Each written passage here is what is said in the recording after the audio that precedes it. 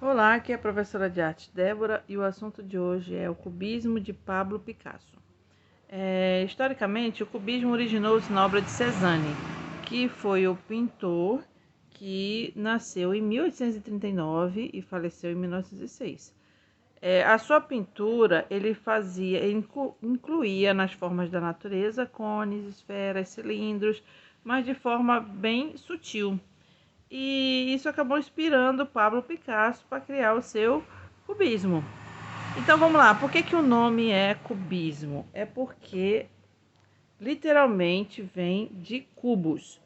A gente sabe que o quadrado ele é uma forma bidimensional.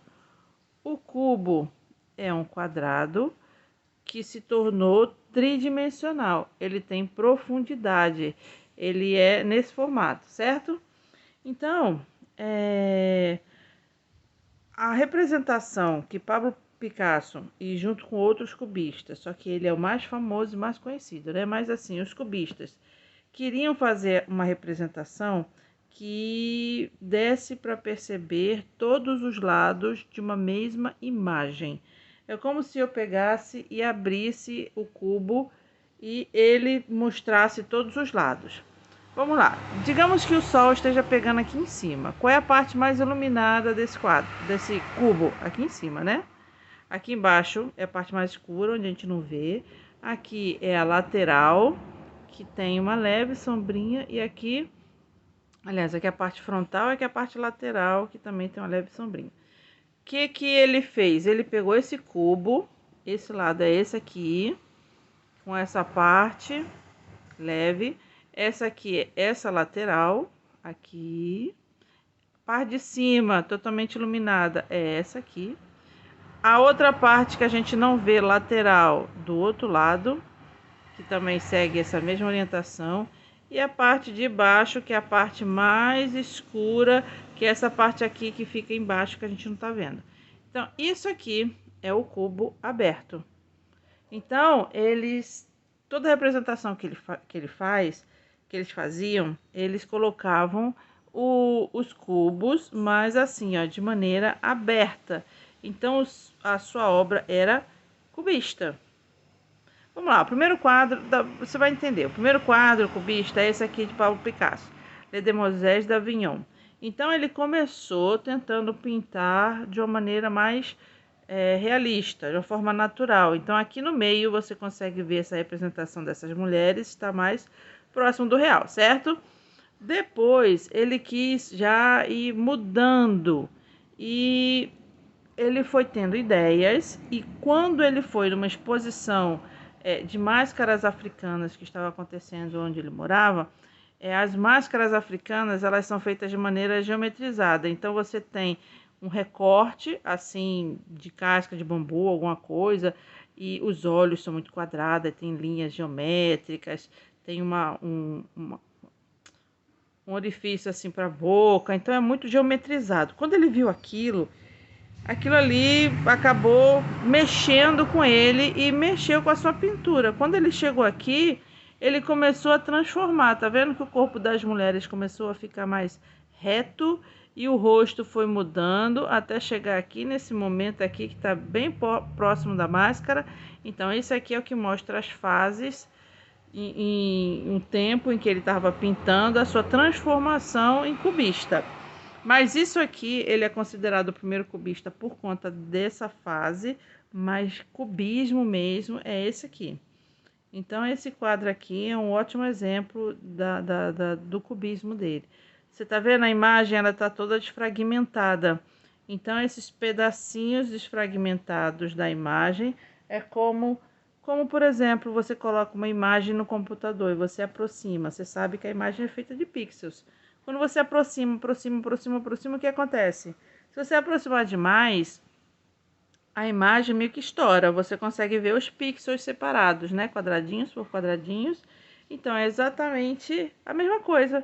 Esses quadradinhos que você enxerga, é a forma com que eles pintavam aqui, em quadradinhos. Só que eles colocavam no mesmo plano a parte frontal, a parte lateral, a parte de baixo e a parte de cima. Então, todos os lados da figura são vistas aqui. Então, você, ó, tá vendo aqui no rosto? Você tá vendo a parte frontal? Do mesmo jeito que você vê essa parte aqui, você consegue ver aqui, ó, a lateral que ficaria escondido por trás, ele colocou aqui pra frente, você consegue ver. Certo? Então, essa mulher aqui com esse bandolim, você consegue vê-la de frente, de lado, de costas. Você consegue ver todos os ângulos, mesmo que você não perceba, mas tá aqui. Por quê? Porque essa imagem foi desfragmentada em cubos, nesses cubos abertos, e que ele vai mostrar as luzes e a sombra de todos os lados dele. Ó, aqui nós temos exemplos de dois, que é esse aqui com a parte de cima exposta e essa aqui com a parte de baixo exposta. Então, isso aqui tudo são os cubos. Então, aqui na proposta é você fazer uma árvore cubista. Aqui está o exemplo da árvore toda desfragmentada, tá vendo? Mas você não vai fazer essa árvore, você vai fazer a sua árvore. Então, vamos lá. Então, digamos que eu vá fazer uma árvore assim, estilo jatobá, bem larga. E queira fazer a copa desse jeito, para ficar totalmente diferente. Então, como é que eu vou fazer agora? Eu vou desfragmentar imagens em quadrados, retângulos, cubos, paralelepípedos, todas essas formas aqui retas, ângulo reto de 90 graus, são válidas na minha composição. Então, eu desfragmentei toda a copa, desfragmentei todo o tronco, aí eu vou pintar. Como é que eu vou pintar isso aqui? Todo ele, tá? Isso aqui eu fiz só um pedaço para não ficar muito tempo. Então, vamos lá. Digamos que eu determinei que essa aqui é a parte de cima, ela é clara, então não tem sombra. Digamos que eu determinei que essa aqui é a parte do fundo, ela é toda escura, ela é sombreado total, porque é a parte onde não pega sol. Digamos que eu determinei que essa parte daqui é a parte lateral, que ela pega meia sombra. Vou pintar assim. Aqui no cubo, então a parte de cima, já sei que a parte de cima pegou sol. A parte lateral é meia e a parte da frente meia também. Pronto, o resto é só você seguir essa ordem. Não precisa necessariamente pintar com as cores reais de uma árvore. Você pode pintar com a cor que você quiser. Como você pode usar duas cores também na sua composição. De repente eu faço essa parte daqui assim. Aí eu quero que em cima ele fique mais claro, eu vou usar essa outra cor, eu posso dar uma pintadinha pequenininha, pronto. Aí aqui a lateral. Eu posso fazer também como a árvore, só que essa parte eu uso só como contorno, na hora de pintar eu pinto com mais claro.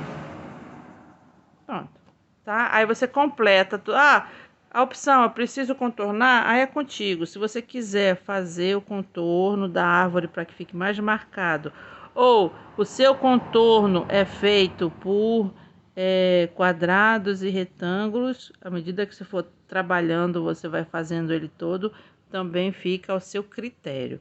O importante é que você não faça uma árvore igual a do exemplo e nem fazer igual a minha, né? Existem inúmeras árvores, diferentes cores de árvores que você vai utilizar no seu, tá bom? Ficamos por aqui. Um beijo, um queijo e até a próxima.